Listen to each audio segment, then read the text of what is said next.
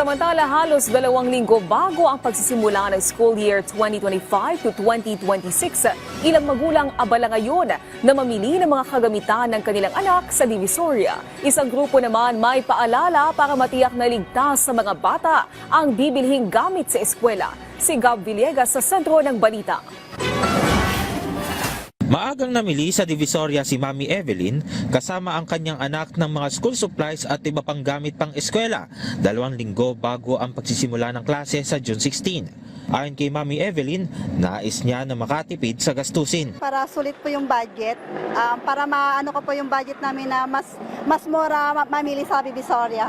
Lalo na pag mga uniform ng mga pangbata, mga school supply, mas mura mamili po dito sa Divisoria. Si Mami Solita naman, mas piniling mamili sa Divisoria dahil maliban sa mura, duda siya sa kalidad ng mga produktong nabibili online. Kasi mas mura po. Tsaka pag sa online po kasi hindi mo alam kung maganda or pangit. Madalas po kasi defective, gano'n, mga hindi po maayos. Pero mas okay po, at saka kung maraming bibilin, mas maganda po dito.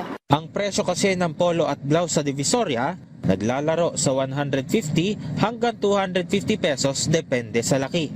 Ang presyo naman ng palda, naglalaro sa 150 hanggang 280 pesos depende rin sa laki. Habang ang pantalon naman, naglalaro sa 200 hanggang 380 pesos. Ang branded naman na sando, naglalaro sa 60 hanggang 120 pesos depende rin sa laki.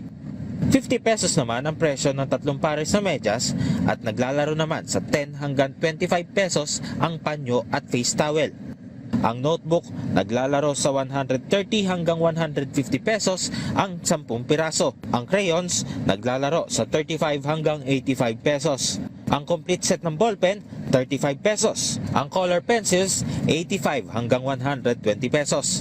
Ang pencil case, 50 hanggang 100 pesos. Ang watercolor, 50 pesos. Ang oil pastel, 65 hanggang 150 pesos. Ang glue, 25 hanggang 120 pesos. Ang yellow pad naglalaro sa 35 hanggang 60 pesos. Ang short bond paper, 180 pesos ang isang rim. Ang long bond paper naman, 220 pesos ang isang rim, habang ang A4, 200 pesos ang isang rim. Ang bag, naglalaro sa 180 hanggang 380 pesos. Ang plastic cover naman, 35 pesos ang isang piraso. Pero kung bibili ka ng 3 piraso, 100 piso. Ang scientific calculator, 180 pesos.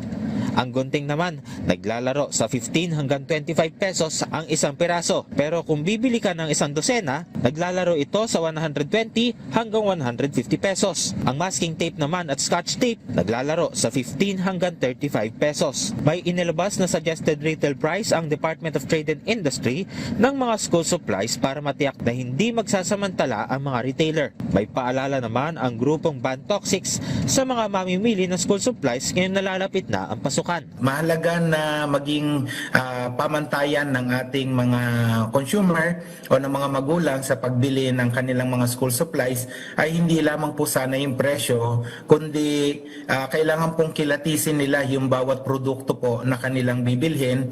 Gab Humilde Villegas para sa Pambansang TV sa Bagong Pilipinas.